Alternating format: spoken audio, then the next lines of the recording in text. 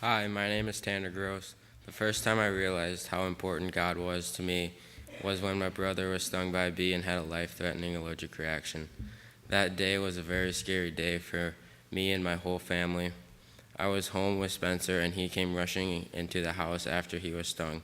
He was shouting out to me and told me there was something wrong and to call my mom. He ran out of the house and drove to the ER and he told me to call mom and come quickly. When we got to the hospital, I saw him waiting in the waiting room and he told us he thought he was going to die. He looked terrible and I was so scared for him. I tried to watch him on the gurney, but I just couldn't see him in pain. My grandparents came to get me on the way home. I was praying the whole way. I prayed that God would help Spencer and he would make him better. Spencer was scared and I needed God with him there.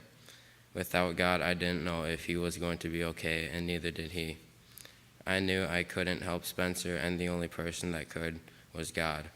I had to pray, and that's all I could do. I felt helpless, and God gave me comfort when I needed him most. The next time I felt God's presence was in my life was at the night of the Groton Youth Rally.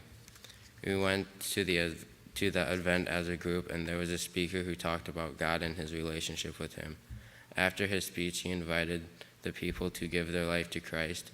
During the ending prayer, he asked us who wanted to give their lives to Christ. If we did, we were supposed to come forth and meet together. I had the chance to talk to two guys, and I told them I wanted to give my life to Christ. We went over a few Bible verses and prayed together. It was a big night for me, and I was proud of my decision that I made.